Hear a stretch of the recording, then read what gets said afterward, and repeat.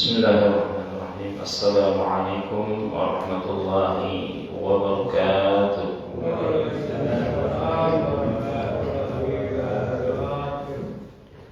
Alhamdulillahilladzi anzala al-Qur'an wa ja'alahu hudan lin-nasi wa bayyinatin minal huda wal furqan. Wa asyhadu an la ilaha illallah wahdahu la syarika lah. Wa asyhadu anna Muhammadan 'abduhu wa rasuluhu al-mab'utsu rahmatan lil alamin. Wa usallim ala hadzal nabiyil karim nabiyina Muhammadin wa ala alihi wa ashabihi ajma'in. Faqala Allah subhanahu wa ta'ala fi kitabihil karim wa huwa asdaqul qailin. A'udzu billahi minasy syaithanir rajim. Ya ayyuhalladzina amanu taqullaha haqqa tuqatih wa la tamutunna illa wa antum muslimun. Wa qala ta'ala ya ayyuhan nasu ittaqu rabbakumul ladzi khalaqakum min nafsin wahidah wa khalaqa minha zawjaha wa batha minhuma rijalan katsiran wa nisaa'a wattaqullaha alladzi tasaaluna bihi wal arham innallaha kana 'alaikum raqiba. Wa qala ta'ala ya ayyuhalladzina amanu ittaqullaha wa qulu qawlan sadida yuslih lakum a'malakum wa yaghfir lakum dhunubakum wa may yuti'illaha wa rasulahu faqad faza fawzan 'azima. Wa qala Rasulullah sallallahu alaihi wasallam ittaqillaha haitsuma kunta wa atbi'is sayyi'atan hasanatan tamhuha wa khaliqin nasa bi khuluqin hasan. Amma ba'd. Bapak-bapak, para jemaah musalla al-muttaqin yang insyaallah dirahmati dan dimuliakan oleh Allah Subhanahu wa taala. Pada subuh hari ini kembali lagi kita bersyukur kepada Allah Subhanahu wa taala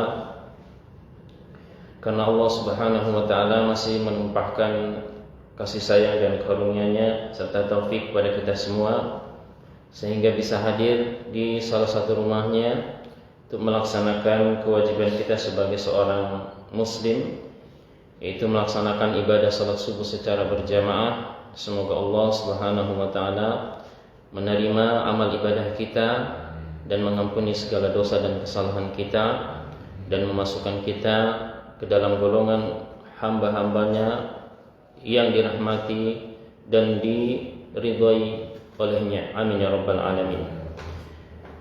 Bapak-bapak dan para jamaah sekalian, sebelumnya saya minta maaf karena pekan kemarin tidak sempat mengisi karena sesuatu hal, orang tua ada musibah masuk IGD. Alhamdulillah sudah keluar kembali. Pada kesempatan ini kita lanjutkan pembahasan kitab tafsir ya. Tafsir masih kita melanjutkan surah Al-A'la, Sabbih isma rabbikal a'la, dan insyaallah kita akan membahas tafsir nanti dari ayat ke-9 ya, dan seterusnya ya. Kita lihat nanti sampai ayat berapa yang bisa kita bahas ya, sambil kita terus mempelajari atau mengambil faedah dari apa-apa yang terkandung di dalam ayat-ayat di dalam surah yang mulia ini. Baik, kita akan membaca terlebih dahulu. Silakan dibuka mushafnya dari ayat yang ke-9 ya. Kita baca dari ayat ke-9 terlebih dahulu sampai ayat terakhir ya.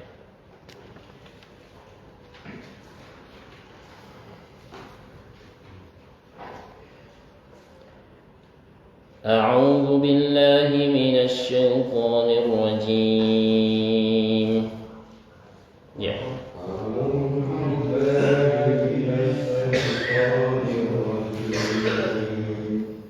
فذكر إن نفعت الذكرى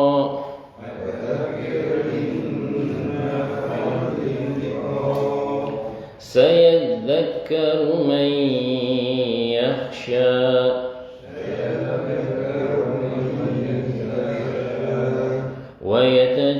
ويتجنبها الأشقى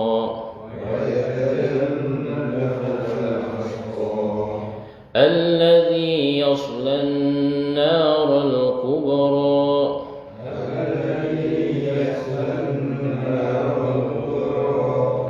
ثم لا يموت فيها ولا يحيا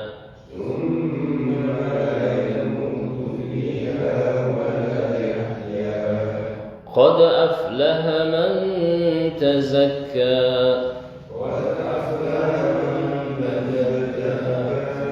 وذكر اسم ربه فصلى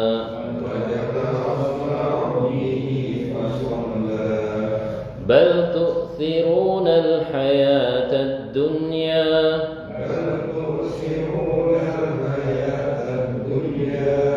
والآخرة خير وأبقى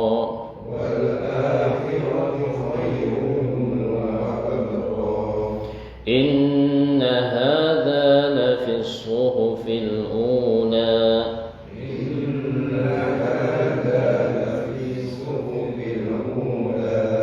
صحف إبراهيم وموسى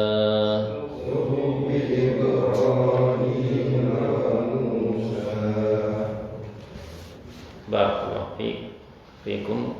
Semoga Allah Subhanahu wa taala memberikan pahala dengan membaca ayat-ayatnya dalam surah yang mulia tadi, surah Al-A'la, dan sekaligus memberikan kita pahala bagi yang membaca dan mendengarkan. Baik, bapak-bapak dan para jamaah sekalian, saya yakin surah ini kebanyakan bapak-bapak dan para jamaah sudah menghafal ya.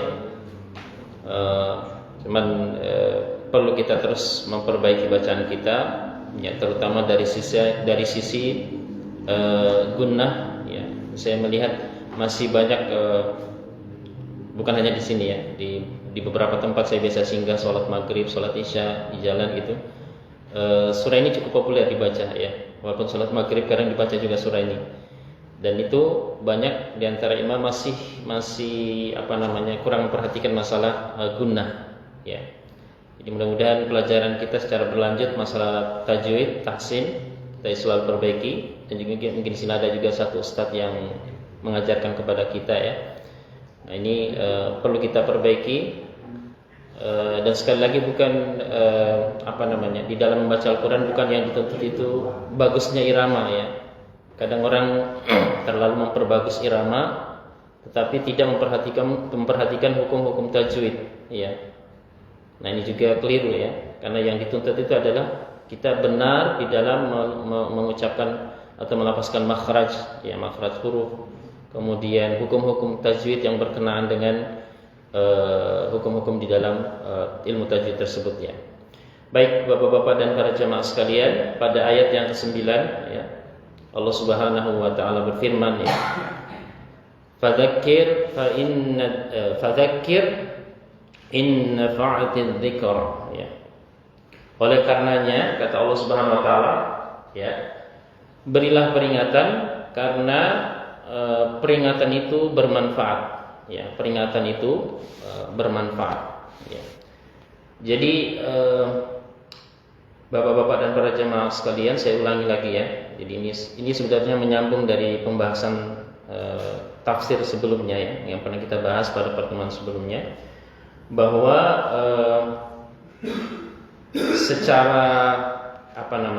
secara tekstual ya, ayat ini seolah-olah bermakna berikanlah peringatan ya, jika peringatan itu bermanfaat ya, berikan nasihat kepada orang di sekitar jika nasihat itu bermanfaat. Ini secara tekstual ayatnya maksudnya seperti itu ya. Fadzakir in nafa'atiz dzikra. In itu di kita terjemahkan ya, jika ya. In nafa'atiz dzikra, jika bermanfaat peringatan tersebut. Ya. Oleh karenanya sebagian ulama tafsir diantaranya Al-Imam Ibnu Katsir ya, yang seorang ulama tafsir yang cukup terkenal ya, rahimahullahu taala, beliau menyatakan bahwa tidak semua orang serta-merta kita berikan nasihat atau peringatan. Ya. Jadi menurut beliau dalam kitab tafsir beliau, setiap manusia tidak serta-merta kita nasihati, kita berikan peringatan, tidak. Ya. Karena kontekstual ayat itu adalah in nafa'ati dzikra. Jika peringatan itu atau nasihat itu bermanfaat. Ya. Karena kadang nasihat kurang mengena, kurang bermanfaat, bukan pada tempatnya. Ya, bukan pada tempatnya. Nah, beliau ya Imam Ibnu Katsir rahimahullahu taala itu menukil atau membawakan perkataan sahabat Ali bin Abi Thalib radhiyallahu anhu, ya. Di mana beliau berkata, "Haditsun nasa bima ya'rifun," ya. "Atuhibbuna an yukadzdzaballahu wa rasuluhu." Jadi berbicaralah kepada manusia sesuai dengan tingkat pemahaman mereka, ya. Sesuai dengan ilmu atau pemahaman yang mereka miliki, ya. Apakah engkau suka jika Allah dan Rasulnya didustakan? Ya, itu maksud perkataan Ali bin Abi Thalib radhiyallahu anhu bahwa jangan sampai kita memberikan peringatan justru akan menyebabkan dia benci dengan peringatan. Dalam arti peringatan itu akhirnya justru membawa kemudaratan atau nasihat itu membawa ke kemudaratan. Ya, kalau bisa kita saksikan di kenyataan yang ada di saat ini, ya, mungkin kita lihat Bapak-bapak dan para jemaah sekalian, ada orang terlalu menggebu-gebu memberikan peringatan, nasihat, padahal bukan pada tempatnya. Ya. Dan ini secara tekstual tadi yang kita sebutkan memang sejalan dengan ayat tadi, ya. Fadzakir inna fa'atiz dzikra. Ya. Berilah peringatan apabila peringatan itu bermanfaat. Ya. Ada sebuah perkataan juga dari sahabat Ibnu Mas'ud, ya, Abdullah bin Mas'ud radhiyallahu anhu, ya. Beliau mengatakan, "Ma anta bimuhdatsin qauman hadisan la tablughu uquluhum illa kana li ba'dihim fitnah." Ya, kata beliau, tidaklah engkau menyampaikan suatu perkataan kepada manusia yang akal mereka tidak bisa menjangkaunya, kecuali akan mengakibatkan itu sebagai menjadi sebuah fitnah bagi mereka. Ya. Menjadi fitnah. Ya. Ya, ada kalau boleh kita bahasakan, ada orang menyampaikan nasihat perkataan bukan pada waktu dan cara atau momen yang tepat. Ya, bukan pada saat atau bukan dengan cara atau momen atau waktu yang tepat. Ya. Sehingga tujuan yang diinginkan oleh si pemberi nasihat tidak tercapai, malah membuat kerusakan. Ya. Nah, ini dibutuhkan untuk ilmu, ya. Makanya di dalam ayat Al-Qur'an, di dalam surah, kalau saya tidak salah di dalam surah Yusuf, ya. Qul hadhi sabili ad'u ala basirah ana wa man ittaba'ani. Ya. Katakan Muhammad, sesungguhnya aku mengajak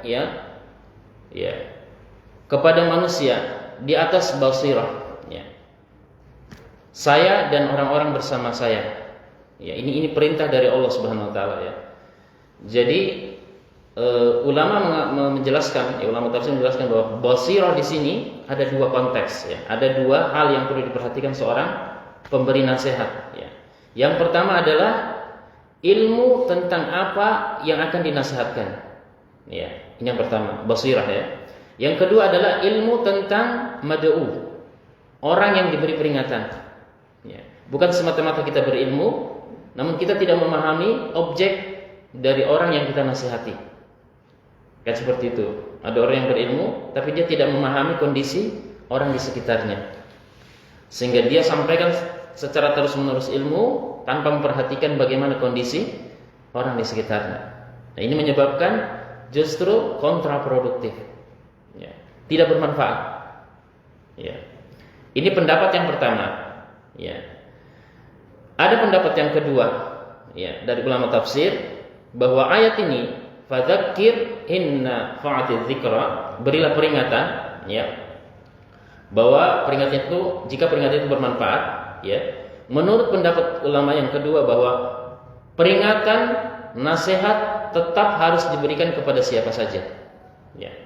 Baik itu manfaat, akan ada manfaat yang didapatkan atau tidak. Ya. Nasihat itu tetap harus disampaikan.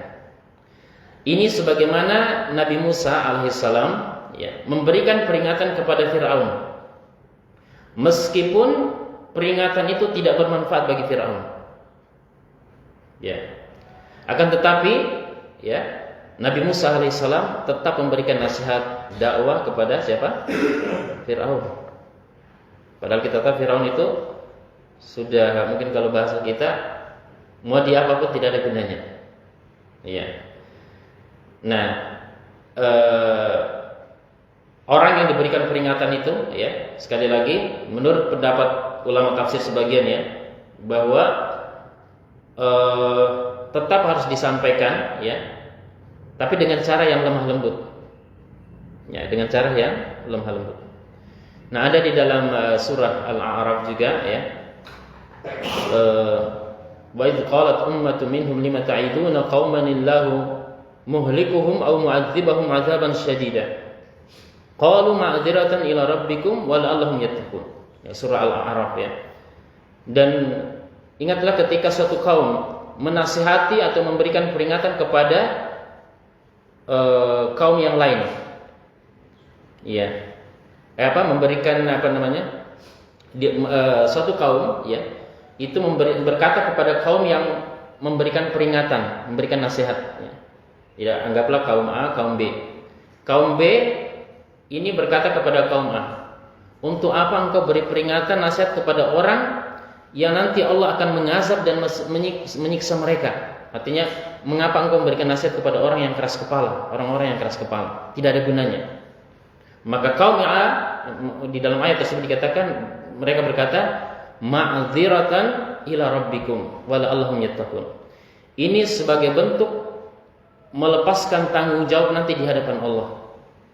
Ya. Dan mudah-mudahan juga Allah memberikan hidayah, mereka bisa bertakwa. Ya.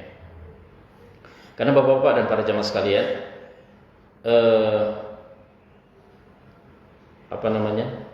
musibah ya, kita sekarang melihat berbagai musibah yang terjadi ya, terutama saudara-saudara kita di Aceh, di Sumatera ya.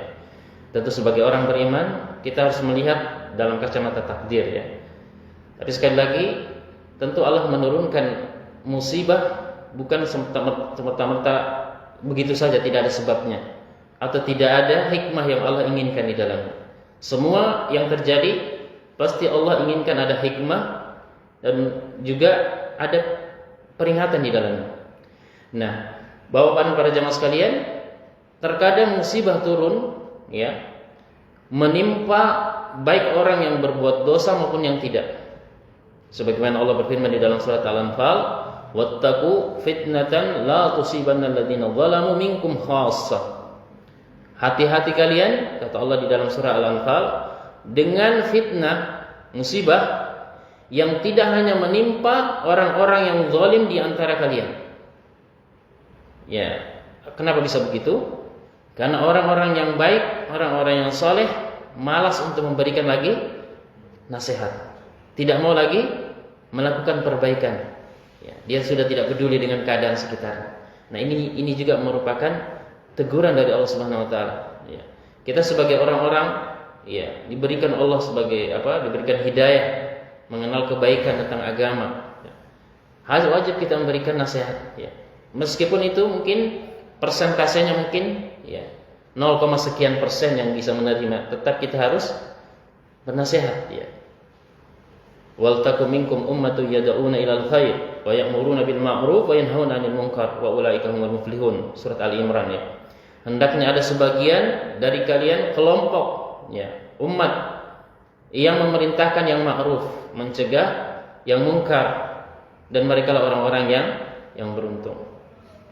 Nah, ini pendapat yang kedua, Bapak-bapak dan para jemaah, menjelaskan bahwa tetap kita harus memberikan peringatan ya. Baik itu akan memberikan manfaat atau tidak. Ya, karena hasil atau bagaimanapun keadaannya nanti itu adalah kewenangan Allah Subhanahu wa taala. Ya. Kita tahu Nabi SAW ya itu memberikan nasihat peringatan kepada pamannya ya, ketika pamannya menjelang wafat ya, sakaratul maut. Ya, Nabi tetap memberikan nasihat dakwah ya. Padahal Abu Thalib ini terkenal keras kepala juga ya. Walaupun pamannya ini sudah mengetahui hidayah, yang mengetahui hidayatul irsyad wal bayan ya. Dia tahu bahwa apa yang dibawa keponakan ini adalah hak, kebenaran. Ya, tapi Nabi pamannya tidak ada sedikit pun tergerak ya, untuk mengikuti ya. Karena mungkin dia mengikuti kewibawaannya di tengah kaum Quraisy ya. Dia melihat apa efeknya nanti kalau saya mengikuti nasihat dari keponakan saya, apa yang saya harus katakan kepada saudara-saudara saya, paman-paman yang lain dari Nabi ya. Nah, tetapi Nabi tidak berputus asa ya. Beliau datang ketika pamannya sedang sakit keras gitu ya, sakaratul maut. Kemudian Nabi mengatakan, "Ya ammi qul la ilaha illallah kalimatan uhajju laka biha indallah." Ya, wahai pamanku, ucapkan la ilaha illallah. Ya. Maksud Nabi, usahakan engkau mengucapkan kalimat ini, kalimat tauhid ini untuk masuk ke dalam agama ini. Dengan kalimat ini saya akan berdiri di hadapan Allah untuk membelamu, ya. Membelamu. Tapi ya dengan segala hikmahnya ya. Bukan berarti bahwa ini juga hikmah bahwa bukan berarti bahwa orang yang dekat dengan orang-orang alim, orang ulama, bahkan anak ulama, anak nabi ya, tidak ada jaminan dia bisa mendapatkan hidayah ya. Kalau kita tahu Nabi Nuh alaihissalam ya, Nabi Nuh, apa kekurangan Nabi Nuh? Anak dagingnya sendiri ya. Darah dagingnya sendiri tidak bisa ya berikan petunjuk ya. Bahwa kita tahu Nabi Nuh alaihissalam itu 950 tahun lebih ya berdakwah, sementara anaknya sendiri tidak bisa ya. Nah, ini juga jadi pelajaran buat kita Bapak dan para jamaah. Jangan sampai kita mencela ya, ada kiai mungkin ustadz, anaknya ternyata berbeda dengan bapaknya ya. Sampai-sampai kita ada orang mengatakan anaknya saja tidak bisa diperbaiki, apalagi masyarakat. Jangan Pak. Bukan hidayah itu bukan ustadz kiai yang memberikan, bukan Allah ya. Boleh jadi anak dan istrinya tidak bertakwa, tetapi memang Allah berikan skenario ujian seperti itu, sebagaimana Nabi Nuh alaihissalam. Dan bukan berarti nabi, kiai, ustadz, ulama itu gagal kalau anaknya tidak bertakwa, tidak ya. Karena sekali lagi ya, hidayah milik Allah Subhanahu wa taala. Allah berikan kepada siapapun yang dikehendaki ya, bukan karena keturunan nasabnya, bukan karena keturunan nasab nabi, bukan ya. Siapapun dia, strata sosialnya seperti apapun, kalau Allah menghendaki hidayah itu masuk ke dalam hatinya, dia akan masuk ya, dia akan masuk. Baik, Bapak-bapak dan para jamaah sekalian, kemudian di dalam ayat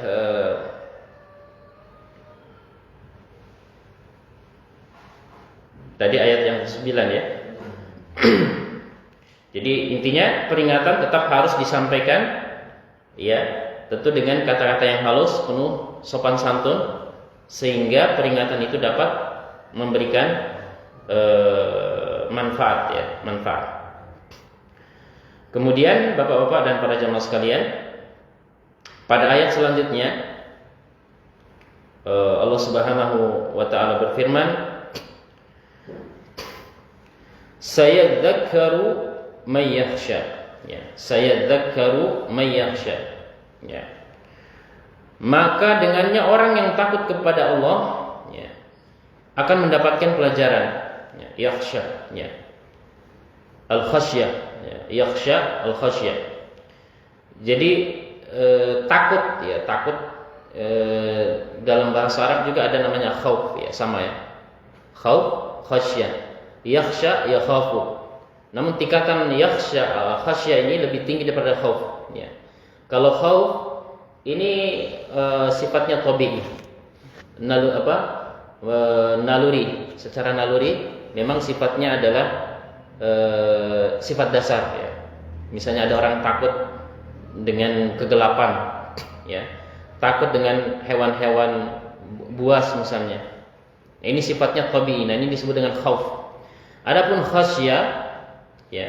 Adapun pertama khauf ini tidak tercela, secara naluri tidak tercela, ya. Karena setiap kita memang memiliki rasa itu, Allah berikan rasa itu, ya. Jangankan kita, ya, para nabi juga takut. Takut, ya.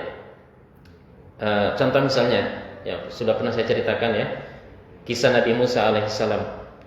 Nabi Musa alaihissalam, ya, sebagai manusia biasa, kita tahu ketika beliau dipanggil oleh Allah Subhanahu Wa Taala, disebutkan di dalam Al-Quran, ya,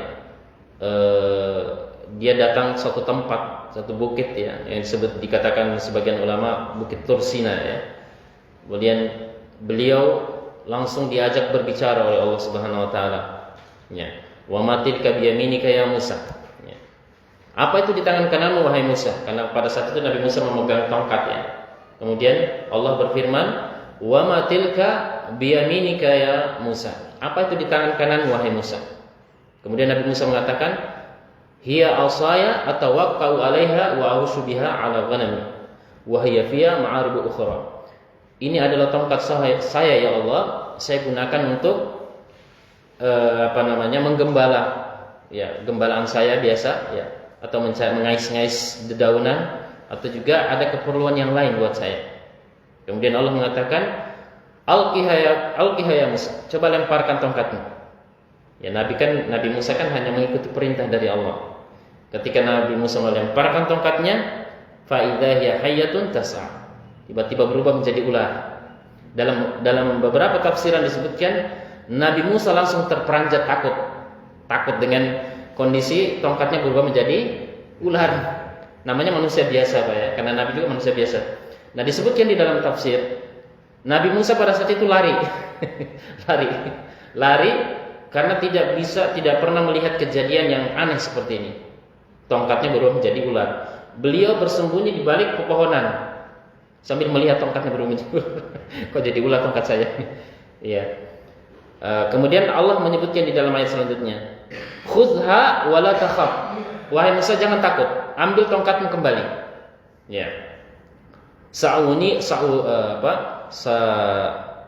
Sanu'iduha siratahal ula. Kami akan menjadikan tongkat itu, ular itu akan menjadi tongkat kembali.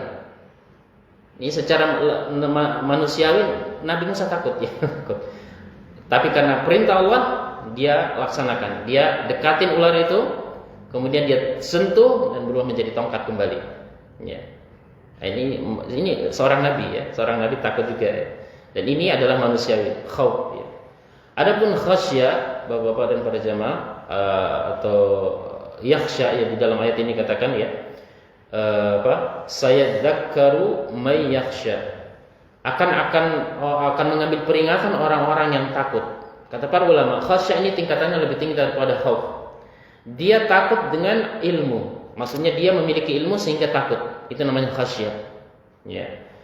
Makanya di dalam Al-Qur'an Allah mengatakan, innama yakhsyallaha min ibadihi ulama. Ya. Sesungguhnya orang yang takut kepada Allah itu hanyalah orang-orang yang berilmu, para ulama. Ya. Takut di sini dengan adanya ilmu. Ini lebih tinggi daripada khauf, ya. Nah, Bapak-bapak dan para jamaah sekalian, ayat ini, ya, ini menguatkan pendapat yang kedua. Ya. Tadi kan ada dua pendapat, ya. Pendapat yang pertama, jangan berikan peringatan kalau tidak bermanfaat. Pendapat kedua, tetap berikan peringatan bermanfaat atau tidak, tapi lakukan dengan cara yang lemah lembut. Nah, ayat yang 10 ini, sayadzakkaru may yakhsha, ini menguatkan pendapat yang kedua tadi, pendapat ulama yang kedua. Bermanfaat atau tidak, kita hendaknya tetap memberikan peringatan, karena orang yang takut kepada Allah akan menerima peringatan tersebut.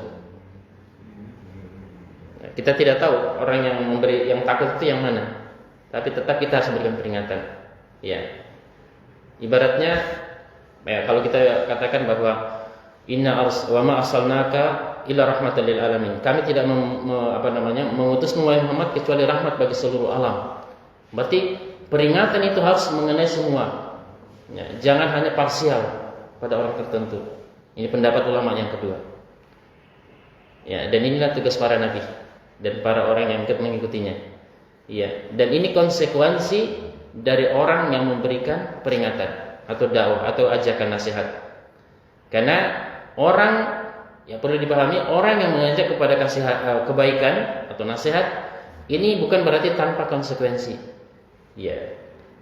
Karena pasti akan ada penolakan, ada sanggahan, ada ketidaksukaan. Memang itu suatu hal yang menjadi konsekuensi daripada orang yang menyampaikan dakwah atau kebaikan. Dan para nabi sudah mengalami semua. Ya, para nabi sudah mengalaminya. Ya. Kalau kita memang menjadikan nabi kita Nabi Muhammad SAW sebagai qudwah hasanah, ya, teladan kita, ya apabila buat kita harus mendapatkan konsekuensi tersebut, ya. Mungkin keluarga kita nasihati, ada penolakan, ada dari istri, dari anak, ya, tidak setuju dengan itu, yaitu konsekuensi. Para nabi juga mengalami hal seperti itu. Ya, bahkan kalau kita melihat sirah para nabi, perjalanan hidup para nabi, ya, tentu kita akan ya, mendapatkan pelajaran yang begitu berharga, ya. Kita akan sadar bahwa memang sebagai orang yang beriman akan mendapatkan ujian, ya, ujian. Karena kita menjadi soleh, bertakwa bukan untuk diri kita saja, untuk orang lain juga, ya, untuk orang lain, ya. Seperti perkataan Nabi Isa alaihissalam, wa ja'alani mubarakan aina ma kuntu, ya. Dan Allah menjadikan aku berkah, ya, berkah dimanapun saya berada. Ya, kita selalu menjadi keran kebaikan, ya, nasihat selalu ada, ya. Nasihat itu tidak mesti harus dengan lisan, ya, Bapak-bapak dan para jemaah, ya. Jangan dipersepsikan bahwa dakwah itu harus dengan lisan, ya, seperti ini, mimbar seperti ini, tidak. Kadang dengan akhlak, ya, dengan perilaku kita itu adalah nasihat dakwah. Makanya di sebagian perkataan ulama mengatakan kunu du'atan wa antum shamitun, ya. Jadilah kalian pemberi nasihat, ya, pendakwah dalam keadaan engkau diam, ya. Ini perkataan ulama, ya. Kadang diam kita itu adalah dakwah, ada nasihat, ya. Jadi menampakkan akhlak yang baik, tersenyum, ya, mudah tersenyum kepada orang lain, ini terkadang menjadi dakwah, Bapak-bapak dan para jemaah sekalian. Oh iya ya. Orang yang dekat dengan masjid ternyata itu hatinya lembut. Dia senyum, suka memberikan sapaan yang hangat, ya. Ini dakwah secara tidak langsung, meskipun kita tidak ngomong, tidak ngomong. Makanya Nabi SAW, Bapak-bapak dan para jemaah, itu ada orang yang tertarik dengan Islam hanya melihat wajah Nabi.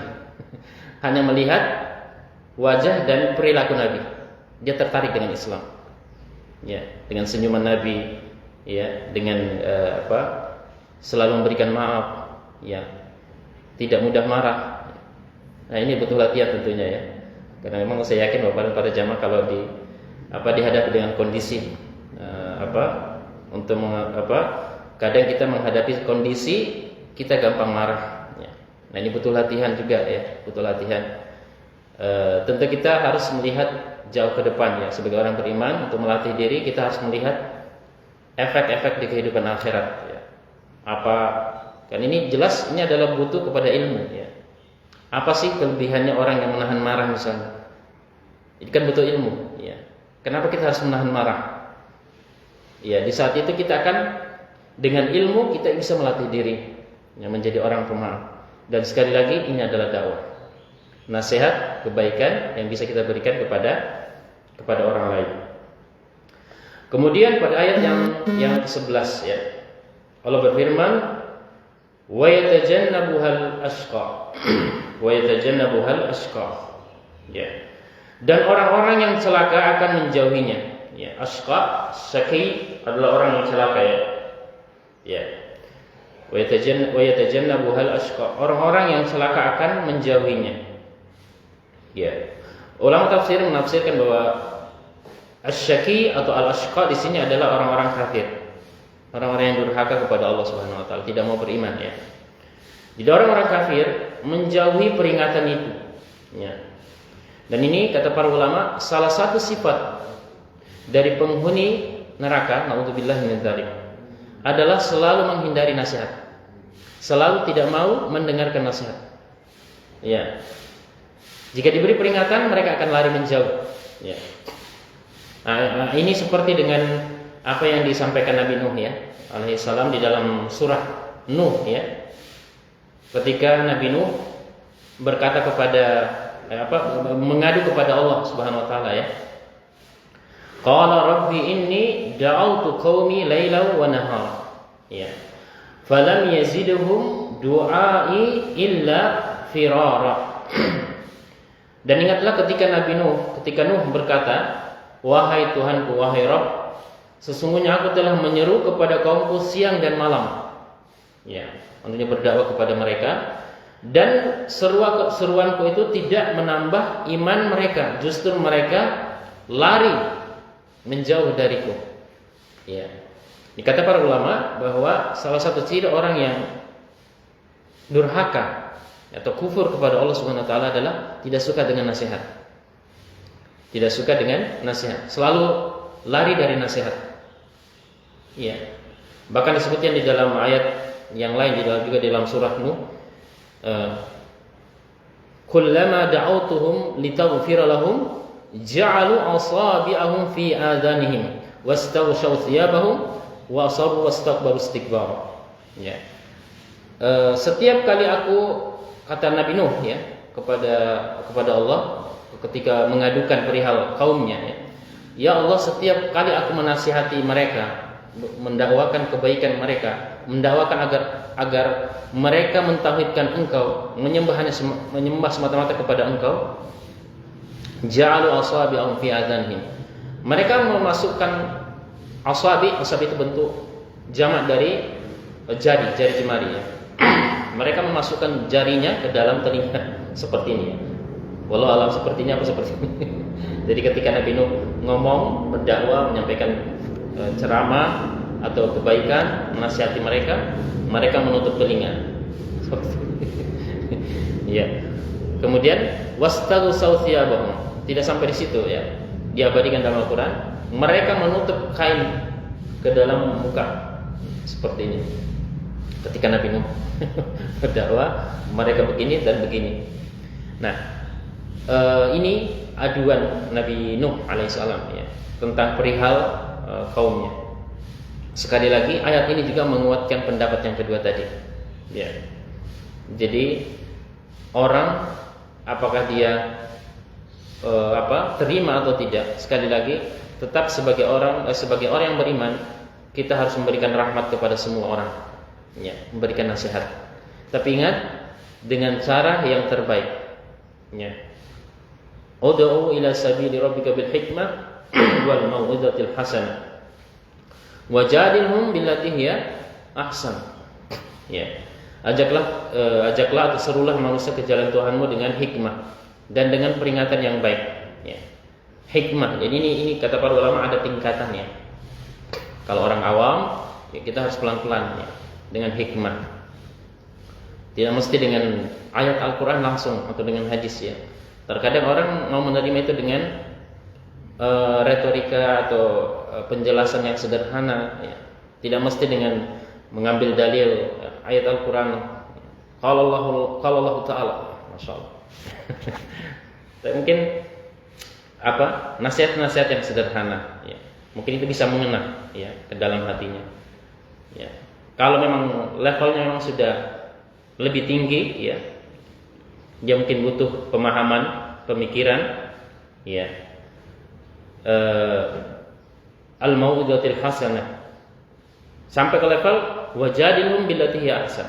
Kalau memang yang kita hadapi memang orang intelek ya, orang yang level pendidikan, strata pendidikannya lebih tinggi, ya mungkin beliau butuh debat dulu. Ya, tapi ini tidak semua orang bisa ya. Harus orang berilmu ya. Jangan sampai kita memberanikan diri padahal kita tidak memiliki fondasi ilmu. Malah kita nanti yang didawai, diceramahi. Nah, ini butuh kepada orang yang berilmu dan tidak semua orang bisa. Iya, baik Bapak-bapak dan para jemaah. Kemudian pada ayat yang ke-11 ya. Ayat ke-12 ya. Alladzi yaslan naral kubra. Ya. Ya, orang yang celaka tadi itu yang selalu lari dari peringatan itu adalah orang-orang yang kelak nanti akan memasuki api yang besar ya, api yang besar. Yaslan naral kubra, api yang besar yaitu neraka jahanam ya. Nah, Allah menyebutkan api yang besar. Nah, menjadi pertanyaan apakah ada api yang kecil? Iya. Yang seperti itu mafhumnya ya. Kalau Allah menyebutkan naral kubra, api yang besar, ya berarti apakah ada api yang kecil berarti? Nah, di sini kata para ulama bahwa api yang kecil terjadi sebelum di akhirat. Ya. Api yang kecil terjadi sebelum di akhirat ya. Ya. Yaitu di kuburan, di alam kubur, alam barzakh ya. Di alam barzakh. Ini yang dimaksud dengan lawan dari an-narul kubra ya. Narul kubra itu adalah neraka nanti di akhirat. Adapun sebelumnya nanti di alam barzakh ya. Orang-orang yang durhaka, orang-orang yang kufur kepada Allah, ya, orang yang zalim ya. Ini telah merasakan siksa api di kuburan ya. Dan mereka juga akan kembali merasakan siksaan api yang besar yaitu neraka jahanam. Ya. Ya, seperti Allah berfirman ya tentang Fir'aun dan orang-orang yang mengikutinya, an-nar yu'raduna 'alaiha ghuduwan wa 'ashiyya. Ya. Neraka itu diperlihatkan ya siang dan malam kepada Fir'aun dan pengikutnya. Jadi di alam barzakh itu sudah diperlihatkan. Tapi pada di alam barzakh itu mereka sudah disiksa. Ya. Ada yang berpendapat bahwa api yang besar di sini adalah api neraka yang bagi orang-orang yang tidak mati dalam keadaan tidak beriman atau kafir. Ya. Sementara api yang kecil digunakan untuk orang-orang yang bertauhid tapi melakukan maksiat sehingga mereka masuk ke dalam neraka. Nantinya dia dibersihkan. Ya. Ini ada pendapat dari Imam Al-Qurtubi ya di dalam tafsir beliau. Karena neraka itu Bapak dan para jamaah itu bertingkat ya, bertingkat. Ada kalau mungkin kita lihat di dalam surat An-Nisa ya. Darkil asfal minan nar, ya. Darkil asfal, ya. Darkil asfal minan nar, keraknya api neraka. Ada tingkatan yang paling menyiksa ya, yaitu keraknya api neraka.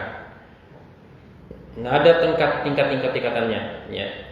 Nah, tentu kata para ulama tafsir, orang yang meninggal dalam keadaan bertauhid, ya, tentu tidak sama nerakanya, di mana mereka akan dicuci dulu ya di neraka. Itu tidak sama tingkatannya nerakanya atau siksaannya dengan orang-orang yang meninggal dalam keadaan tidak beriman atau kafir.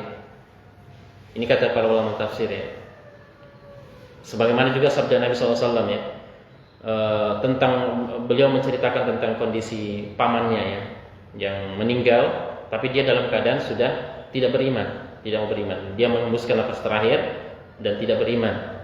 Kata Nabi SAW, Inna ahwanan nasi azaban yaumal qiyamah la rajulun yudau fi makhmas qadamaihi. Sesungguhnya orang yang paling ringan siksanya di dalam neraka adalah orang yang diletakkan bara api di tumitnya, di bawah tumitnya. Fayadli dima'uhu, karena dengan itu kata Nabi SAW mendidih otaknya. Nauzubillah. Ya. Begitu kerasnya neraka ya. Jadi kalau kita Bapak-bapak dan para jamaah ingin sulit untuk berhenti dari dosa dan maksiat, salah satu cara yang diajarkan oleh para ulama adalah selalu mengingat dahsyatnya siksaan di dalam neraka ya. Dengan itu kita melihat di dalam ayat-ayat Al-Qur'an, hadis-hadis, kita akan timbul rasa untuk takut kepada Allah Subhanahu wa taala ya. Baik, kita lanjutkan pada ayat yang ke-13. Tsumma la yamutu fiha wa la yahya. Ya, tsumma la yamutu fiha wa la yahya. Kemudian dia tidak akan mati di dalamnya dan tidak akan hidup pula. Ya, ini Allah gambarkan bagaimana keadaan siksaan di dalam neraka jahanam. Nauzubillah min dzalik ya. Semua yang ada Bapak para jamaah, ya kalau yang kita lihat itu cuma ada dua kemungkinan ya. Kalau tidak hidup berarti mati. Ya. Itu saja kemungkinan. Tetapi Bapak dan para jamaah sekalian,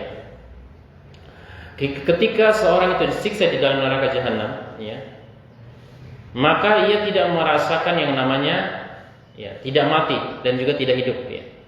Ya.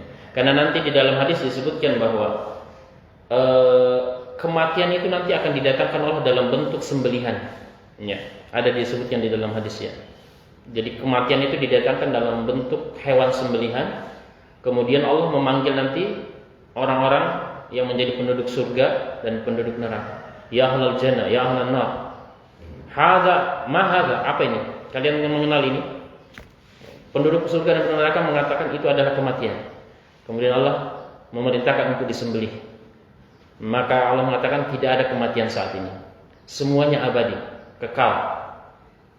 Maka berbahagialah orang yang menjadi penduduk surga, dan sedih dan sangat bagi orang-orang yang menjadi penduduk neraka pada saat itu. Karena tidak ada lagi kematian, keabadian yang ada. Ya. Kemudian Bapak-bapak dan para jamaah sekalian, di dalam Al-Quran Allah berfirman ya, dalam surah An-Nisa, Innal ladzina kafaru bi ayatina sawfa nuslihim nara. Kullama nadijat juluduhum baddalnahum juludan ghairaha liyadhuqul azab. Innallaha kana azizan hakima. Sesungguhnya orang-orang yang kafir kepada ayat-ayat Allah, ayat-ayat kami kata Allah, kelak kami akan masukkan ke dalam neraka jahanam.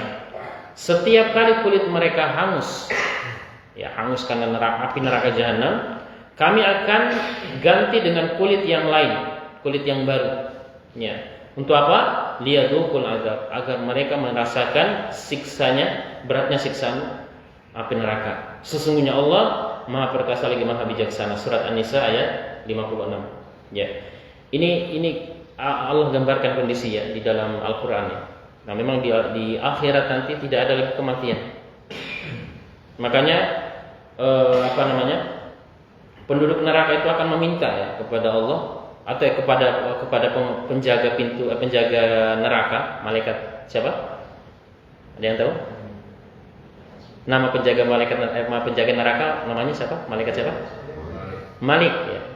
Ada nanti penduduk neraka itu berkata kepada malaikat Malik ya.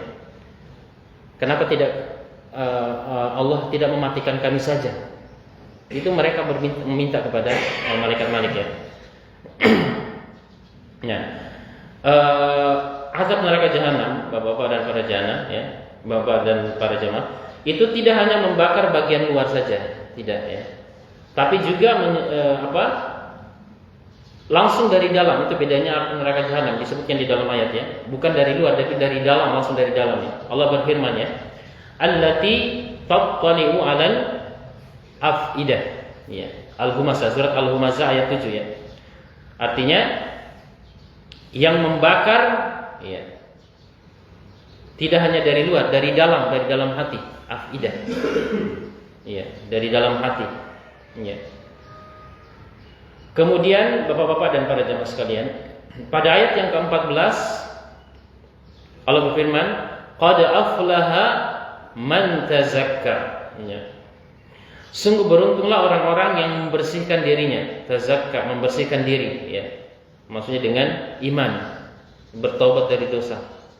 Ya. Innallaha yuhibbut tawwabina wa yuhibbul mutatahhirin. Sesungguhnya Allah menyukai orang yang bertaubat dan membersihkan diri. Tazakka. Ya. Qad aflaha man tazakka. Sungguh beruntung orang yang membersihkan dirinya dengan beriman. Ya, dia menyucikan dirinya, ya, menyucikan dirinya dengan beriman. Berarti menyucikan dirinya dari akhlak-akhlak yang buruk. Karena ini berkaitan dengan hati ya.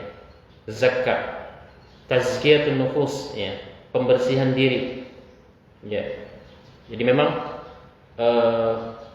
Allah mengilhamkan kita ya. Fa'alhamaha fujuraha wa taqwaha. Setiap kita ini ada potensi itu ya. fujur, takwa, ada. Sifat membangkang dan sifat taat. Itu Allah berikan kepada kita potensi. Tinggal kita yang berusaha untuk bagaimana menghilangkan sifat yang fujur ini dan menonjolkan sifat takwa. Iya. Awalam yaral insan anna khalaqnahu, apa itu ayatnya dalam surat Yasin? Fa idza huwa khasimun mubin. Ya. Bukankah apakah kalian tidak memperhatikan, apakah manusia tidak memperhatikan kami menciptakan dari air mani yang hina, tiba-tiba ia berubah menjadi makhluk yang sangat penentang. Surat Yasin. Fa idza huwa khasimun mubin. Nah, ini sifat fujur. Ini kebanyakan orang tonjolkan, biarkan dirinya. Ya. Dia membiarkan dirinya, tidak mau membersihkan dirinya. Ya. Innan nafsa la'ammaratun bisu'. Ya, dalam surat Yusuf ya. Sesungguhnya nafsu itu selalu mengajak kepada keburukan. Nah, ini butuh kepada mujahadah kita untuk membersihkan diri. Dengan apa? Bertobat, melaksanakan ibadah, sholat, puasa. Ini adalah bentuk-bentuk cara yang Allah berikan agar kita bisa membersihkan diri. Allah utus para rasul, para nabi, ya, untuk mengajarkan bagaimana cara membersihkan diri. Laqad manallahu 'alal mu'minina idh ba'atsa fihim rasulan min anfusihim yatlu 'alaihim ayatihi wa yuzakkihim wa yu'allimuhumul kitaba wal hikmah wa in kanu min qablu lafi dhalalin mubin. Ya. Surat Ali Imran kalau saya tidak salah ya. Di dalam surat Al-Jumu'ah juga ada, ya. Sungguh Allah telah memberikan nikmat kepada orang beriman ketika kami mengutus seorang rasul dari golongan mereka untuk membacakan ayat-ayat kami ya, ayat-ayat kitabullah Al-Qur'an ya. Wa yuzakkihim, untuk menyucikan hati-hati mereka, diri mereka. Berarti ternyata Bapak dan para jamaah, dengan ayat-ayat Al-Qur'an kita bisa menyucikan diri kita, menyucikan hati kita. Kita membaca Al-Quran itu akan memberikan efek kepada hati kita. Mungkin kita belum paham ya. Tapi ingat, ini adalah mukjizat Al-Quran. Orang yang rajin membaca Al-Quran, yakin hatinya akan tenang, hatinya akan mudah menerima nasihat. Beda dengan orang yang jarang membaca Al-Quran. Itu beda Pak, beda ya. Orang yang rajin membaca Al-Quran dengan tidak, itu akan berbeda di dalam menghadapi ujian, di dalam menerima nasihat, itu akan beda. Ya kan, Allah sendiri menjamin, Allah lapangkan dadanya. Ya, yasrah sadrahu lil Islam. Allah akan memudahkan dadanya itu menerima nasihatnya. Karena dia rajin membaca Al-Qur'an. Ya, jadi membaca Al-Qur'an itu akan memberikan efek, ya, efek yang baik kepada orang yang membacanya. Kemudian Allah Subhanahu wa taala kemudian melanjutkan di dalam ayat yang ke-15, wa dzakara asma rabbih fa shalla. Ya. Dia ingat kepada Rabb-nya, nama Tuhannya, isma rabbih.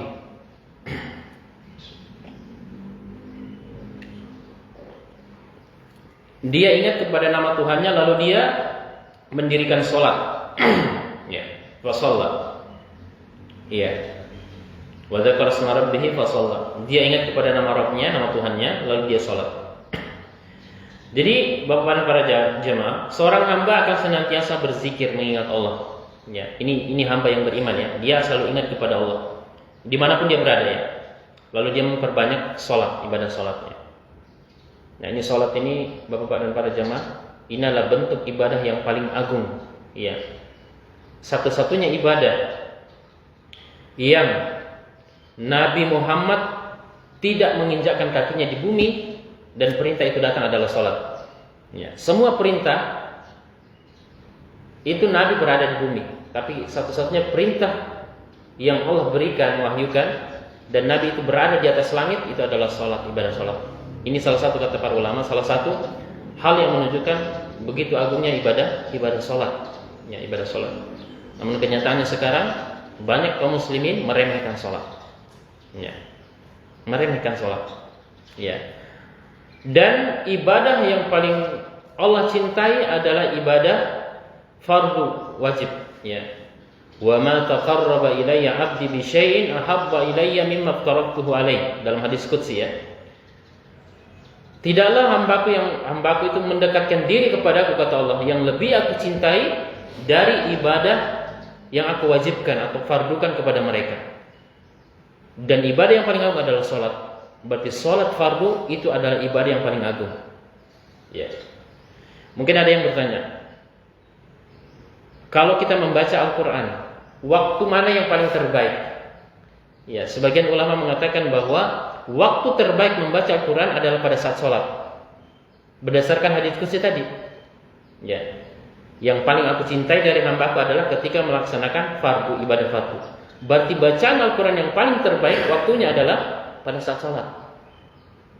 Pada saat sholat, Pak. Ya, jadi kalau kita sholat, ya usahakan juga banyak hafalan. Kalau sedikit hafalan juga segitu juga yang kita baca. Nah, kalau kita menginginkan bacaan kita itu lebih dicintai oleh Allah, maka usahakan membaca Al-Quran pada saat sholat. Perbaiki bacaan Al-Quran di saat sholat. Ya. Nah, kemudian Bapak-bapak dan para jamaah sekalian, dalam sebuah hadis ya dari sahabat Rabi'ah bin Ka'ab al-Aslami radhiyallahu anhu, beliau berkata ya, kuntu abitu ma'a Rasulillah sallallahu alaihi wasallam fa ataituhu biwudu'in wa hajatihi fa qala li sal fa qultu as'aluka murafaqataka fil jannah qala aw ghaira dhalik qultu huwa dhaka qala fa'inni ala nafsika bi kathratis sujud. Ya, hadis yang diriwayatkan oleh Imam Muslim ya, nomor hadis 754. Dari Rabi'ah bin Ka'ab al-Aslami radhiyallahu anhu, beliau berkata kepada Rasulullah, ya. Aku bermalam, pada suatu hari aku bermalam bersama Rasulullah. Lalu aku membawakan air wudu, ya, air wudu kepada beliau dan air untuk kebutuhan hajat beliau, ya. Kemudian beliau bertanya kepadaku, bersabda kepadaku, wahai Rabi'ah, mintalah sesuatu kepadaku. Ya. Maka Rabi'ah, ya, beliau Rabi'ah ini juga cerdas juga ya. Dia mengatakan, wahai Rasulullah, aku meminta kepadamu agar aku bisa menemanimu di surga. Permintaan Rabi'ah. Aku hanya minta aku bisa mendampingimu di surga, menemanimu di surga. Ya. Rasulullah pada saat itu sejenak ya, memikirkan ya, berpikir ya, agak berat. Tapi beliau mengatakan, kalau begitu bantulah saya untuk mewujudkan keinginan itu dengan memperbanyak sujud. Ya, memperbanyak sujud artinya memperbanyak sholat. Ya. Jadi kalau kita mau bersama Rasulullah di surga, ya dekat dengan Rasulullah, salah satu caranya adalah memperbanyak sujud, memperbanyak sholat. Sholat wajib tentunya harus, dan sholat sunnah. Ya, sholat sunnah. Ibadah sholat sunnah ini jangan diremehkan. Ya, apapun sholat sunnah itu ya, sholat sunnah rawatib, ya, sholat yang paling afdal juga adalah sholat malam, ya, sholat tahajud. Ya, kalau kita masih berat, usahakan latihan dulu. Jangan langsung terlalu panjang, ya, terlalu banyak rakaatnya. Kalau memang masih berat, sederhana dulu 2 rakaat, 4 rakaat, ya, latihan. Ya. Kalau bisa meningkat nanti bisa ditingkatkan. Nah, ini salah satu kunci kita bisa bermajelis atau dekat dengan Rasulullah, memperbanyak ibadah sholat, ya, sholat sunnah. Ya. Kemudian kita lanjutkan lagi, ya, pada ayat yang ke-16 ya. 16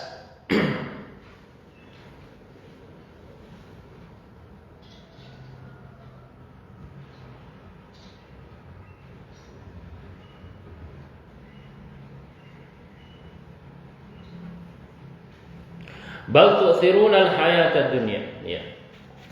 Bal tu'thirunal hayatad dunya. Tetapi engkau atau kalian orang-orang yang durhaka dan tidak beriman dan kafir memilih kehidupan dunia. Wal akhiratu khairu wa abqa. Sedangkan kehidupan akhirat lebih baik dan lebih kekal. Ya. Ya, kebanyakan dari orang-orang yang mendahulukan dunia daripada akhirat ini memang awalnya memang tidak mau beriman, ya, tidak beriman, ya, atau kufur kepada Allah Subhanahu Wa Taala. Padahal bapak-bapak dan para jamaah, Kalau kita renungkan dan bandingkan ya, kondisi kehidupan akhirat dan dunia sungguh-sungguh sangat jauh ya, jauh perbedaannya ya, sangat jauh ya. Jadi Nabi membuat perumpamaan ya, perumpamaan dunia dengan akhirat itu. Pada suatu kesempatan Nabi mengatakan begini, mad dunya fil akhirah illa mithla ma ja'ala ahadukum isba'ihi fil yammi fanzur bima tarji'. Atau kama qala sallallahu. Perumpamaan dunia dan akhirat, kata beliau sallallahu alaihi wasallam, itu seperti salah seorang di antara kalian mencelupkan jarinya ke laut ya, fil yammi, ke laut, kemudian dia mengangkat kembali, maka perhatikan air yang menempel di jari ya, kata Nabi SAW. Itulah kehidupan dunia, dan samudra yang luas itulah kehidupan akhirat. Ini perumpamaan Nabi sebutkan di dalam hadisnya ya. Jadi dunia dan akhirat sangat jauh berbeda, sangat jauh berbeda. Dan dunia lebih ringan dan lebih rendah di sisi Allah Subhanahu wa taala ya. Di dalam sebuah hadis yang diriwayatkan oleh Imam At-Tirmizi dan Ibnu Majah ya, Nabi bersabda, "Lau kanatid dunya ta'dilu 'inda Allahi janaha ba'udah ma saqal kafira minha syarbata ma." Ya. Seandainya dunia itu di sisi Allah sebanding dengan beratnya seekor sayap nyamuk ya, sayap nyamuk ya. Seandainya ada nilainya dunia itu dengan sehelai sayap nyamuk, kata Nabi SAW, maka Allah tidak akan memberikan minum seteguk pun kepada orang-orang yang durhaka atau kafir kepadanya. Ya, seandainya dunia ini ada nilainya di sisi Allah. Ya. Nah, ini Nabi sebutkan ya, seolah Nabi mengatakan ini jangan terlalu bersedih dengan dunia. Tidak ada apa-apanya dengan dunia ini. Ya. Di dalam doa juga Nabi pernah berdoa ya. Nabi bersabda, "Wala taj'al musibatana fi dinina, wala taj'alid dunya akbar hammina, wala mablagha ilmina." Ya Allah, jangan Engkau jadikan musibah menimpa dalam agama kami. Ya. Jadi kalau kita lihat musibah, Bapak-bapak dan para jamaah yang kita saksikan saudara-saudara kita, musibah yang paling berbahaya adalah ketika agama itu sudah hilang dari diri kita. Itu yang bahaya. Ya. Kalau musibah kehilangan harta, saudara, bahkan jiwa kita sekalian ya, jiwa kita pun ya, itu belum ada apa-apanya kalau dibandingkan kehilangan iman ya, ya. Karena kematian, kata para ulama, hanya memutuskan kita dengan dunia, sementara hilangnya iman itu memutuskan kita antara kita dengan akhirat dan Allah. Nah, ini yang paling berbahaya ya. Nah, Bapak-bapak dan para jamaah sekalian, kemudian Nabi berdoa, "Wala taj'alid dunya akbar hammina." Ya Allah, jangan Engkau jadikan dunia ya, harta dan sebagainya ya, itu sebagai cita-cita kami yang paling tinggi di hidup di dunia ini. Ya. Wala mablagha ilmina, dan jangan Engkau jadikan tujuan utama dari ilmu yang kami miliki. Ya. Karena ada orang berilmu, mohon maaf, menjadikan ilmu untuk sebagai sarana untuk mencapai tujuan dunia. Ya, ini yang perlu kita waspadai ya, dari diri kita. Tetapi seseorang hamba yang beriman ya, harus menjadikan akhirat sebagai orientasi tujuan utama. Ya.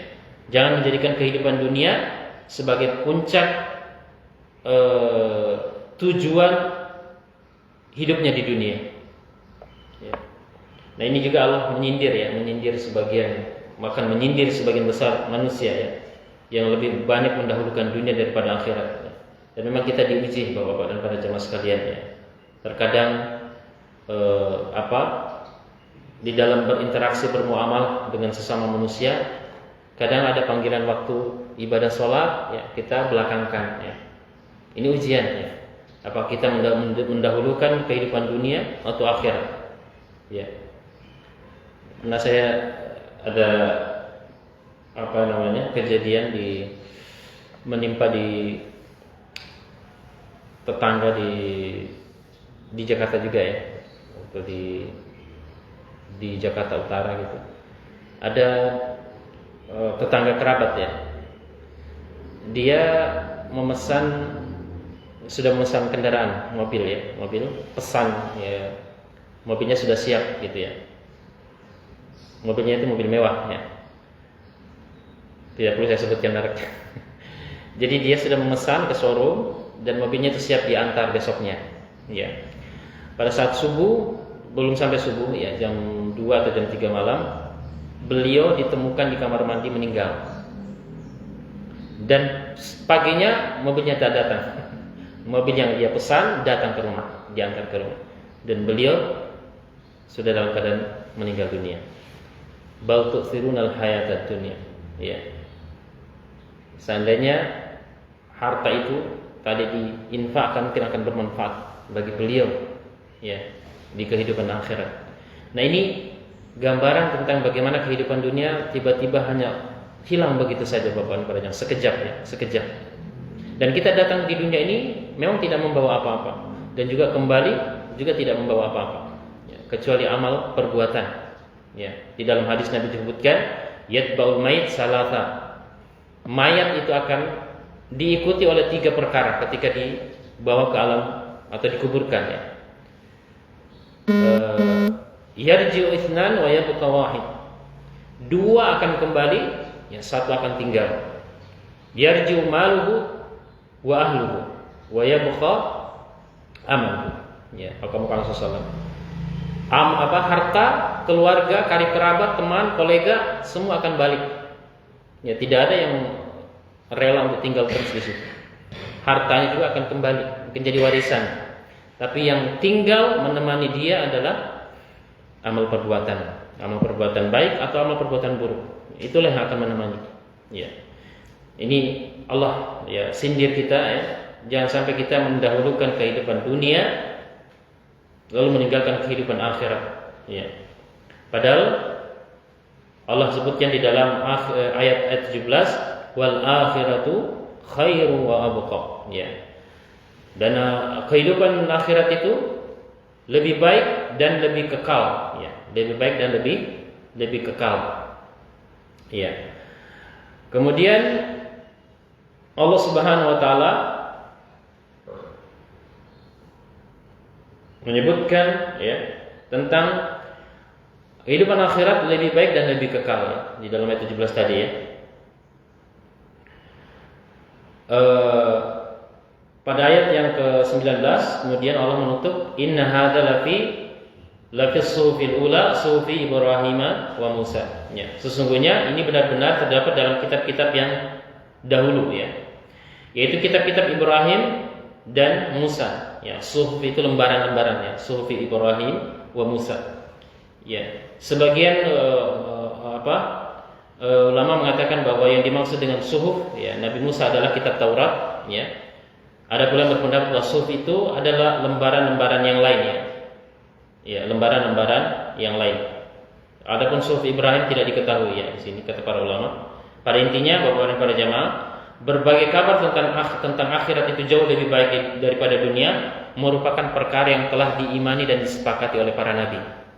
Ya, artinya para nabi itu sudah diinfokan oleh Allah tentang bagaimana kehidupan akhirat itu jauh lebih baik daripada kehidupan dunia. Ya. Makanya ada seorang sahabat ditanya oleh pada satu, kalau saya tidak salah pada saat terjadinya peperangan antara kaum Quraisy, orang beriman dengan pasukan Romawi ya. Kemudian dikatakan kepada, saya lupa nama sahabat ini, pasukan Romawi itu mengatakan, untuk apa kalian berperang? Ya. Untuk apa kalian bersusah-susah mengikuti Muhammad ya? Kalian susah-susah begini, mati di medan perang, apa yang kalian inginkan? Kalau kalian ingin harta akan kami berikan separuh. Kalau kalian ingin jabatan, kami akan berikan jabatan juga. Ya. Tapi apa kata sahabat tersebut mengatakan, nada'u, ya kami mengajak kepada min daikid dunya, dari sempitnya dunia kepada luasnya kehidupan akhirat. Itu perkataan sahabat itu ya. Jadi kita mengajak manusia dari sempitnya dunia kepada luasnya dan lapangnya kehidupan akhirat. Artinya mereka maksudnya sahabat tersebut adalah kita mengajak manusia untuk mengenal Allah sebenarnya. Siapa itu Allah dan apa tujuan kita hidup di dunia. Itulah motivasi kami sehingga mengikuti Nabi Muhammad SAW. Baik Bapak dan para jamaah, alhamdulillah selesai juga ya tafsir dari surat Al-A'la dengan kalau tidak salah 3 pertemuan ya. 3 pertemuan alhamdulillah sudah selesai. Insyaallah kita akan lanjutkan nanti pada pertemuan berikutnya pada surah yang selanjutnya yaitu surat Al-Ghasyiyah. Baik Bapak dan para jamaah, demikian dulu yang bisa kita bahas tafsir dari surah Al-A'la. Alhamdulillah bi ni'mati tatimmus shalihat, dengan izin Allah telah selesai. Mudah-mudahan kita bisa mengambil faedah dari pembahasan tafsir dari ayat-ayat dalam surah Al-A'la. Apa yang benar datangnya dari Allah Subhanahu wa taala, apa yang salah dan keliru adalah waswas syaitan dan kelemahan saya dan keterbatasan ilmu saya. Semoga Allah Subhanahu wa taala menambahkan ilmu pada kita dan memberikan manfaat kepada kita dengan ilmu tersebut dan mengampuni dosa dan kesalahan kita. Sallallahu ala nabiyina Muhammadin wa ala alihi wa ashabihi ajmain. Wa akhiru da'wana alhamdulillahi rabbil alamin. Saya persilakan, mungkin ada bapak-bapak atau jemaah yang ingin bertanya. Fal yatafadhal. Silakan. Ya, silakan Pak Iwan.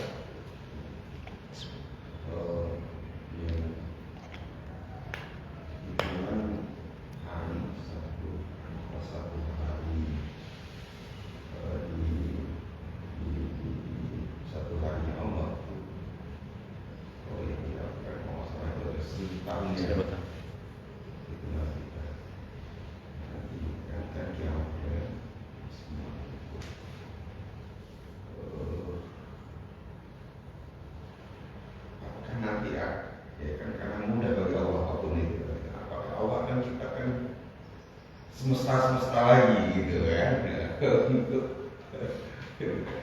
Selesai. Iya. Level artinya ada kehidupan selanjutnya lagi, ada alam baru gitu. Level-level. Karena ini alam udah selesai. Iya. Karena ini yang harus saya baca, semesta ini dari satu titik dia mengembang. Jadi ada yang memperhatikan polanya seperti pola trompet. Kalau nggak salah Teori Big Bang ya Pak ya? Apa? Teori Big Bang. Iya, teori Big Bang. Kalau nggak salah ada Aristotle bilang dunia ini seperti trompet gitu kan. Ada teori baru sekarang ini mengatakan bahwa dunia ini sekarang mengembang terus. Ada satu titik dia akan runtuh. Seperti itu. Jadi mungkin kita kembang. Ada tahapan tertentu energinya mungkin sudah tidak habis juga runtuh ke titik lagi, satu titik itu lagi. Itu apakah itu yang itu dah? Kalau secara fisika kalau nggak ada runtuh ke satu titik itu namanya nggak ada entropi, nggak ada keluar lagi dan tidak ada waktu lagi. Tidak ada waktu itu mungkin air laut itu yang sembelih gitu kan. Jadi nggak ada waktu berarti abadi gitu kan. Iya. Cuma mikir ya. Karena mudah bagi Allah ciptakan itu. Betul, gitu kan. betul, iya. Iya, baik. Terima kasih Pak Iwan ya. Pertanyaan yang bagus ya. Gimana Pak Udin?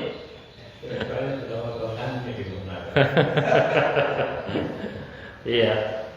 Baik, bismillah, alhamdulillah, salatu wassalamu ala rasulillah wa ba'd. Iya. Iya, Bapak-bapak dan para jamaah. Sebagai orang beriman, memang kita mengimani bahwa Allah itu ala kulli syai'in qadir, Maha kuasa atas segala sesuatu. Innama amru idza arada syai'an an yaqula lahu kun fayakun ya. Sesungguhnya bagi Allah perkaranya adalah tinggal mengatakan jadi, maka jadilah ia. Ya. Jadi memang dalam teori-teori ilmu yang ditemukan oleh para ilmuwan tentu itu berjalan sesuai sunnatullah ya. Ini yang perlu kita imani ya. Jadi para ilmuwan itu kan sebenarnya meneliti dari hasil percobaan. Ya, kan begitu ya, eksperimen. Akhirnya menemukan hipotesis ya. Ada dugaan-dugaan seperti ini seperti itu ya. Sama dengan kejadian di alam rahim. Ya. Di dalam surat Az-Zumar kan itu Allah sebutkan 3 kegelapan.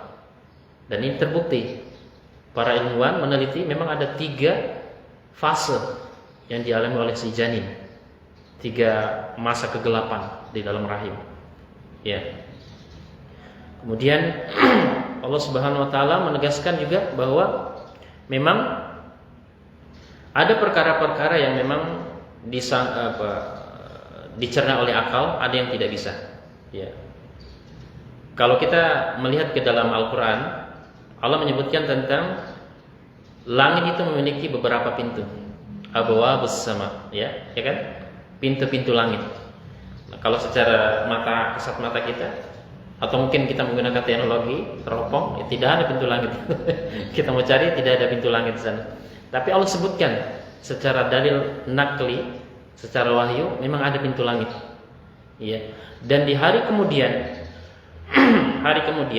itu Allah tampakkan pintu-pintu langit. Itu kita pernah bahas dulu kalau saya tidak salah di pembahasan kitab Tauhid ya, kalau saya tidak salah. Tetap di kajian tafsir ya, surat Al-Insyiqaq ya. Insyiqaq itu terbelahnya langit ya. Nanti terbelahnya langit, kemudian pintu langit akan tampak. Dan setiap pintu langit ada malaikat. Itu akan terlihat ya. Terlihat. Dan di dalam surat Ibrahim Allah mengatakan yauma tubaddalul ardi ghairal ardi was samawat. Yauma tubaddalul ardu ghairas samawati wal ard.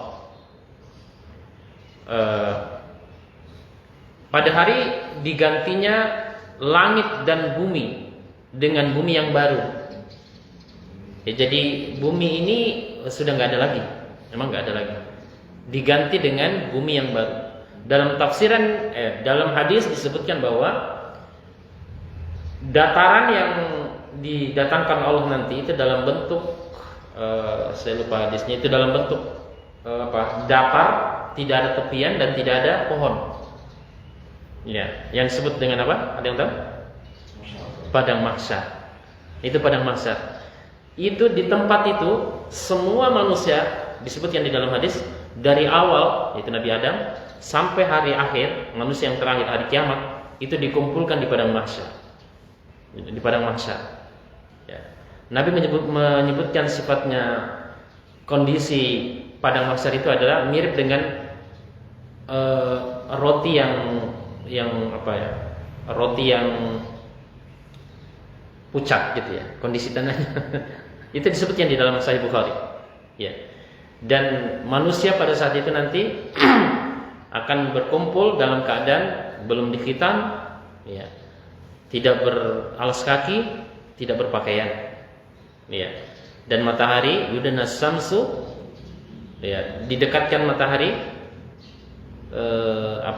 sejengkal, ya, sejauh jarak sejengkal.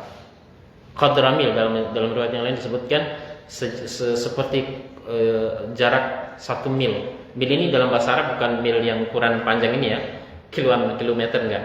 Mil itu dalam bahasa Arab itu ada, biasanya kalau ibu-ibu pakai daun daun apa itu kalau untuk ininya alisnya atau apa ya.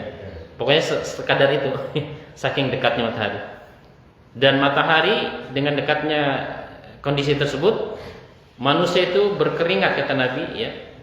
Ya kita sudah pernah dengarkan hadisnya. Itu ada yang keringatnya sampai mata kaki, kemudian betis, pinggang, sampai dada, ada yang sampai mulut. Ya, mungkin kita tidak bisa membayangkan ya. Keringat kok bisa sampai sebanyak itu. Tapi ingat, wa huwa ala kulli syai'in qadir. Allah bisa membuat sesuatu yang dalam akal kita tidak sampai, tapi Allah bisa menjadikan itu. Iya. Bahkan, ya nanti pada hari di kiamat, jangankan mulut kita ya, mulut kita nanti akan dikunci ya. Al-yawma nakhtimu ala afwahihim wa tukallimuna aydihim wa tashhadu arjuluhum bima kanu yaksibun. Pada hari itu kami kunci mulut mereka. Ya. Mulut kita ini akan tidak bisa berbicara, tertutup. Yang berbicara adalah apa? Tangan kita, kaki kita, kulit kita itu akan berbicara. Bagaimana bisa? Wa huwa ala kulli syai'in qadir. Allah Maha Kuasa atas segala sesuatu. Nah, terkait teori yang disebut tadi Pak Iwan ya, Apakah ada fase-fase? Wallahu taala alam. Saya sendiri juga kurang paham teori Big Bang. Tapi intinya kita sebagai orang beriman, ya Allah bisa saja menjadikan itu sebagai terwujud dengan teori itu kalau memang itu benar adanya, ya, dan Allah Maha Kuasa, sekali lagi Maha Kuasa segala sesuatu. Namun ada yang perlu saya garis bawahi, ya. Ada seorang pernah mengatakan bahwa hari Jumat kan terjadi di hari kiamat. Hari kiamat kan terjadi di hari Jumat, ya kan? Bumi ini kan bulat, Pak. Kalau di sana ada di beberapa negara hari Jumat, di sini belum hari Jumat, benar kan? Beda waktu. Bagaimana kiamatnya bisa terjadi kalau hari Jumat? Jumat yang mana ini? Kan begitu kan logikanya. Tapi ingat, wa huwa ala kulli syai'in qadir. Allah Maha Kuasa segala sesuatu. Bisa jadi Allah langsung jadikan hari Jumat semuanya. Satu bumi bisa jadi Jumat semuanya. Ya. Allah Maha Kuasa atas segala sesuatu. Ya. Kalau matahari saja Allah bisa rubah terbit dari sebelah barat nantinya. Tidak susah bagi Allah untuk menjadikan sesuatu yang mustahil menjadi mudah, menjadi terjadi, ya. Sekali lagi ini butuh kepada iman. Ya. Dan memang sekali lagi iman itu kadang tidak butuh pembuktian. Kadang memang kita harus mengedepankan iman. Ya, sebab kalau kita butuh kepada pembuktian setiap apa yang kita ilmui di dalam Al-Qur'an, hadis, berat kita untuk beriman. Karena orang-orang kafir Quraisy itu menolak dakwah Nabi karena terlalu banyak ingin pembuktian. Terlalu banyak ingin pembuktian. Sebagai contoh misalnya, ya, waktu Isra dan Mi'raj Nabi, ya, Isra dan Mi'raj Nabi itu Nabi diminta pembuktian. Apakah benar beliau melewati Sidratul Muntaha dari Masjidil Haram, Masjidil Aqsa, kemudian Sidratul Muntaha dan balik dalam satu malam? Mana buktinya wahai Muhammad? Mereka menertawakan Nabi, ya. Seolah-olah mereka mengatakan, nah ini salah satu cara untuk membuat Nabi agar orang percaya dia orang gila. Makanya Allah abadikan di dalam surat Al-Anbiya.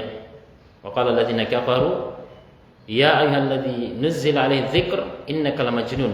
Orang-orang kafir mengatakan, wahai orang yang diturunkan kepadanya Al-Qur'an, engkau adalah orang gila.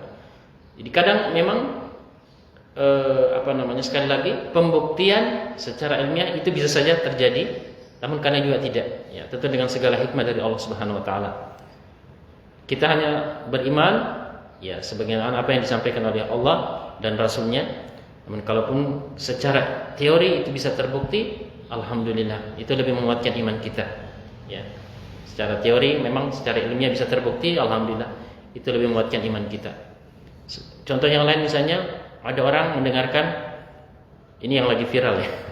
Ada yang mendengarkan siksaan kubur. Ada yang pernah dengar, Pak? Lagi viral, ya. Ada dengar katanya suara-suara orang diazab di dalam kubur. Sekali lagi orang beriman, ada kita dengarkan suara itu atau tidak, kita imani, ya. Karena Nabi yang bersabda, ya. Nabi yang bersabda. Kalau nggak salah katanya di Rusia. Di Rusia ada pekerja tambang mendengarkan suara teriakan seperti orang disiksa. Wallahu ta'ala alam, sekali lagi bisa jadi Allah menampakkan kebesarannya dalam beberapa kesempatan, ya, sebagai peringatan, bisa jadi, ya, bisa Allah menampakkan kebesarannya dengan memperlihatkan sesuatu yang gaib, ya, yang gaib. Tapi orang beriman, alladzina yu'minuna bil ghaibi wa yuqimunas shalat, dan seterusnya. Orang beriman itu adalah selalu beriman kepada yang gaib meskipun dia tidak lihat, ya, tidak lihat, tapi dia imani bahwa itu benar adanya, ya. Yang tidak masuk akal tetapi Allah sebutkan memang ada, terjadi, dia imani, ya. Malaikat tidak kita lihat tapi kita imani, ya kan? Nabi sebutkan malaikat itu ada di sekitar orang yang bermajelis ilmu, ya, kita imani. Walaupun kita tidak lihat mana malaikatnya, enggak kelihatan, tapi kita imani. Pada hari Jumat malaikat berdiri di depan pintu masjid mencatat siapa yang lebih dahulu masuk masjid untuk salat Jumat. Kita imani, walaupun kita tidak lihat mana malaikatnya di depan pintu, enggak ada. Ini sekali lagi butuh kepada keberimanan. Tapi teori secara sunnatullah tidak akan bertentangan. Teori secara sunnatullah yang diteliti oleh para ilmuwan tentu dengan disiplin ilmu yang benar, itu tidak akan mungkin bertentangan dengan sunnatullah. Ya. Baik, demikian saja Pak Iwan yang bisa saya sampaikan jawabannya. Mudah-mudahan bermanfaat. Mungkin kita cukupkan Bapak dan para jamaah ya. Demikian. Semoga Allah Subhanahu wa taala menambahkan iman dan ilmu kita sehingga kita bisa beribadah kepada Allah Subhanahu wa taala, mendapatkan ridho dan rahmatnya. Amin ya rabbal alamin. Allahumma inna nas'alukal huda wat tuqa wal afafa wal ghina. Allahumma inna nas'alukal huda wat tuqa wal afafa wal ghina. Allahumma inna nas'alukal huda wat tuqa wal afafa wal ghina.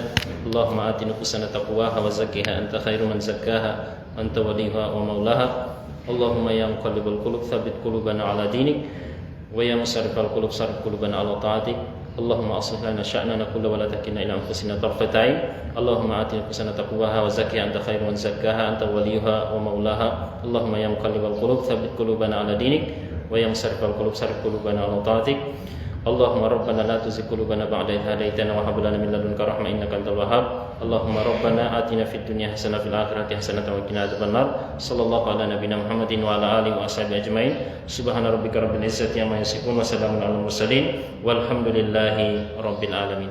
Subhanakallahumma bihamdika asyhadu an la ilaha illa anta astaghfiruka wa atubu ilaik. Wassalamu alaikum warahmatullahi wabarakatuh.